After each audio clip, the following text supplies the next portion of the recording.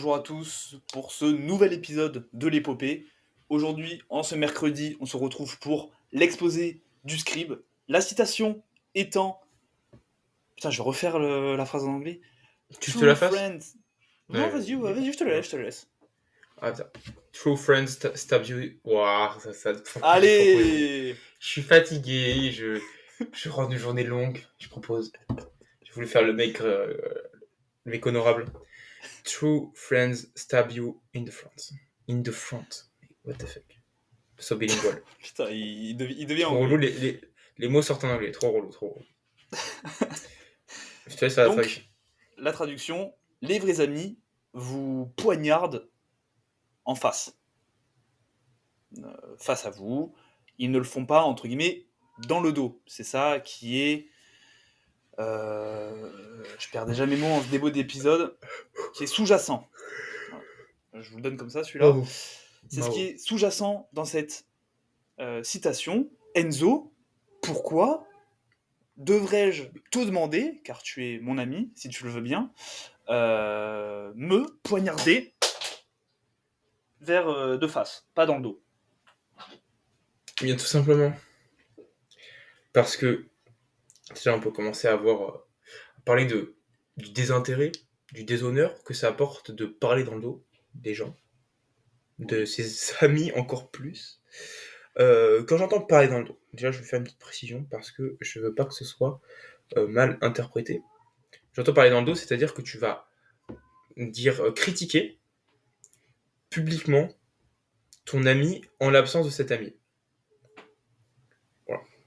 Bon, je conçois, c'est normal de parfois émettre des critiques positives ou négatives sur un ami, une autre personne en privé, parce qu'on veut parfois un avis, parce qu'on veut savoir est-ce qu'on a été dans le vrai ou pas, parce qu'en fait, voilà, est-ce qu'on peut lui reprocher vraiment ça. Mais en public, en son absence, et même en sa présence, hein, attention, mais en son absence c'est encore pire, critiquer un ami n'a rien d'honorable en fait, parce qu'en fait, vous reprochez quelque chose à une personne qui n'est même pas au courant qu'on lui reproche cette chose, parce que vous ne lui dites pas, et c'est ce qui va être en lien avec cette citation. Mais parler dans le dos d'un ami, en fait, ça ne fait que de, en fait, vous à la fois, vous nuisez à sa réputation, parce que du coup, vous le critiquez, vous donnez des choses négatives à son encontre, Mais sur les surtout, gens, sur un avis négatif de cette personne. c'est ça que je voulais dire, les absents ont toujours tort. Exactement. Exactement. Très belle citation que tu Ciné. cites. Que C'est tu bien en cites plus. mot pour mot, bien. Bravo. Nouvelle journée, nouvelle Il peut pas se capacité. défendre. Parce qu'il peut pas se défendre, C'est donc clair. les absents ont toujours tort. Et vas-y, je te laisse continuer, parce que du coup, là, c'était vraiment en lien avec ce que tu étais en train de dire. Exactement. Et en fait, vous le savez pas, mais ça apporte du déshonneur sur vous également, parce qu'en fait, les gens sensés, raisonnables ou honorables, en tout cas respectables, vont se dire, ok, c'est très bien, et vous pouvez émettre les critiques que vous voulez en fait. C'est-à-dire que ça peut être peut-être les critiques les plus justes du monde. J'entends juste dans l'opposé d'injustice. Hein. C'est-à-dire que vous avez le droit de reprocher ces choses parce que oui, ça peut être terrible ce qu'il a fait, ou en tout cas horrible. Bref. Mais ça ne fait que de vous déshonorer parce que toutes les personnes vont se dire, ok, c'est très bien, mais pourquoi tu lui dis pas? Et si tu ne veux pas lui dire, pourquoi es-tu encore ami avec cette personne? Parce qu'en fait, il y a deux solutions. Quelqu'un fait des choses que que vous lui reprochez, si c'est de manière habituelle, ou si c'est un comportement qui vraiment est en désaccord total avec vos valeurs, vous avez deux choix. Soit vous dites à cette personne, donc vous le poignardez de devant, c'est-à-dire que vous lui reprochez les choses, vous lui dites, voilà, je n'ai pas aimé ça, clac, clac, clac, clac, je trouve que voilà, ça, t'es chiant sur ça, ou des choses comme ça. Ou alors, vous ne voulez pas le dire parce que voilà, vous voulez couper les ponts, coupez les ponts. Mais en tout cas, ça revient sur cette situation, c'est-à-dire que un vrai ami, vous allez le poignarder de devant, et si c'est pas votre ami, si c'est plus votre ami, ne le poignardez pas tout court, et pas dans le dos, mais pas tout court. Ne poignardez pas les gens, pas les inconnus. Voilà. Comme tu m'as fait dans le premier épisode Exactement. de cette semaine. Mais voilà, moi je voulais juste ajouter quelque chose. Déjà, c'est un des... Je sais plus combien il y en a, et je vais pas dire le chiffre, sinon Enzo va encore dire que je dis de la merde et que voilà. Mais les Vas-y, accords tente. Toltec, les accords Toltec, qui Ouais, sont combien? entre guillemets Il y en a combien? des règles de... Combien? Combien il y en a? Pour moi, il y en a 4 ou 5. Bravo.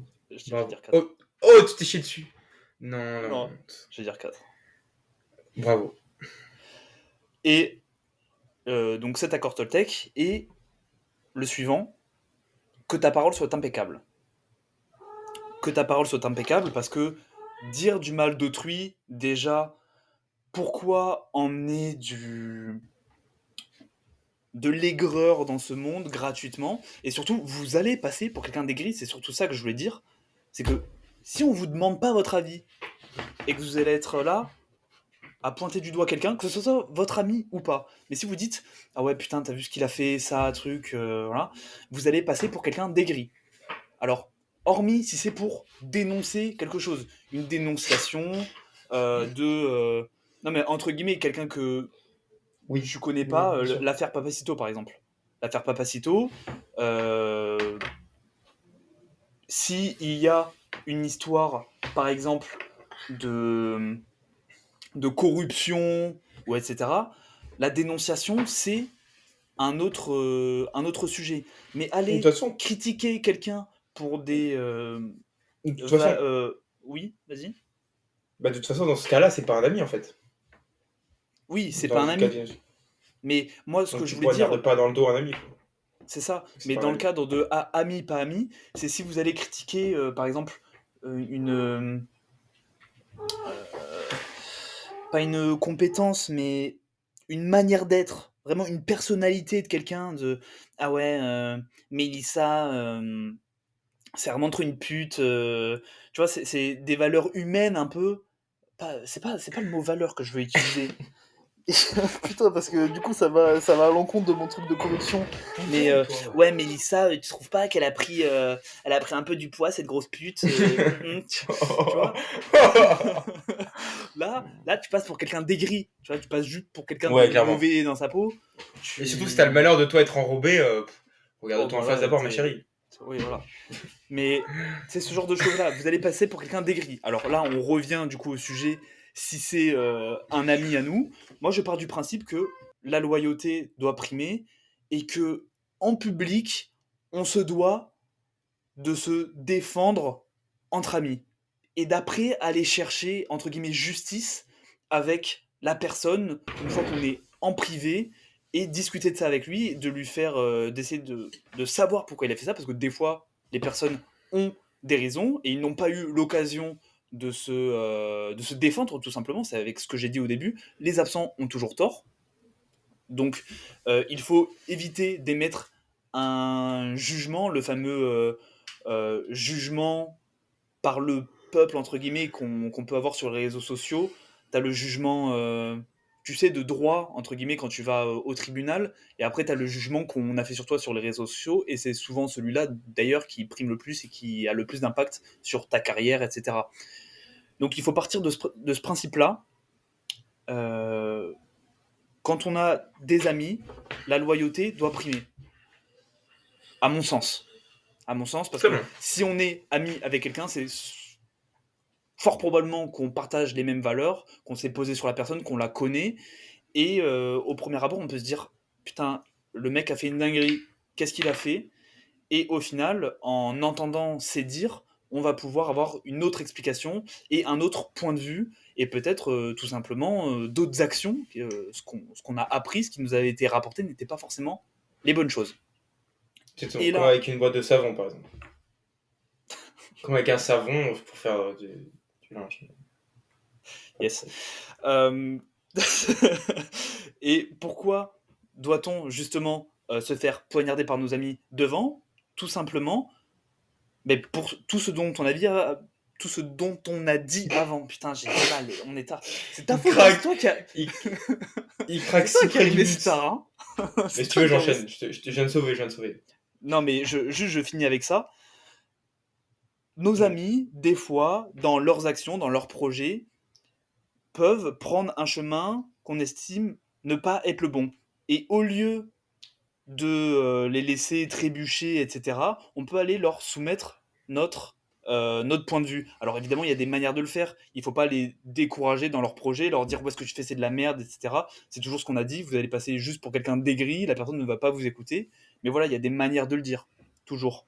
et il faut pouvoir compter sur ses amis et avoir cette capacité de remise en question. Parce que des fois, quand on a la tête dans le guidon et on est dans notre projet, on voit pas forcément les points négatifs, et avoir un point de vue d'autrui peut être quelque chose de bon, et il faut savoir accepter les critiques aussi. C'est aussi une capacité dont il faut faire preuve. Et je L'humilité. pense que, voilà, tout simplement, c'est en fait cette citation, pour la résumer en un mot, c'est l'honnêteté, tout simplement. Il faut savoir être honnête avec ses amis euh, et ne pas Et, se voiler la face et être une autre personne. Parce que si on n'est pas la personne qu'on est avec nos amis, qui sommes-nous au final?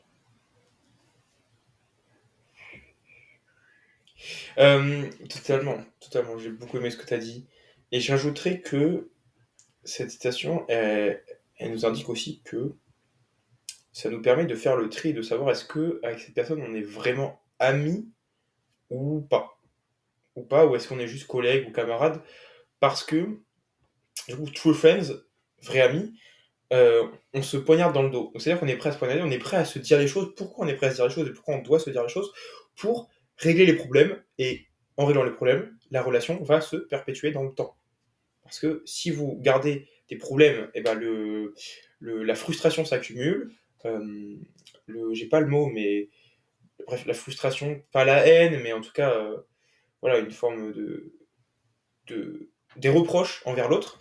Et à long terme, si c'est vraiment un ami, ça peut détruire une amitié, malheureusement. Mais il y a des gens avec qui on est juste collègues, camarades, et qui vont faire des choses qui vont nous déplaire. Et bah, c'est pas la peine de leur. En fait, il faut se poser la question, mais est-ce que j'ai envie d'aller lui faire ses reproches pour régler ça? Non. Des fois, c'est même un bon prétexte pour juste couper les ponts avec cette personne, en tout cas moins la voir, parce que c'était pas vraiment un ami. Et donc voilà, donc ça nous permet de faire le tri. Mais en tout cas, ça nous permet de nous rendre compte qu'il n'y a pas tant de gens qui sont nos amis et qu'il faut être prêt à faire des choses qui ne nous font pas plaisir, mais c'est important de pas vraiment accumuler ce sac de reproches. C'est un peu comme un couple, hein. Si tu accumules plein de reproches que tu as envie de faire à ta meuf ou à ton mec et que tu le fais pas, et ben, au bout d'un moment, ça va péter et souvent ça va mal se terminer. Et souvent, quand tu as envie que la relation se termine, bah, tu fais plus trop de reproches, tu laisses un peu couler. Et c'est comme ça que bah, des relations se terminent aussi parce que bah, les gens perdent de l'intérêt en fait, tout simplement. Voilà pour mon analyse personnelle. Très bien. Mais j'ai trouvé ça très intéressant parce que ton début Merci. de prise de parole fait une parfaite transition pour le prochain épisode, parce que c'était un point qu'on n'avait pas forcément abordé, mais toi, tu as fait la distinction avec true friends, les vrais amis. Voilà, c'est pour ça. Les vrais amis n'ont pas peur de se dire les choses, d'être honnêtes, et peuvent se permettre d'apporter des points de vue, des axes d'amélioration aux vrais amis.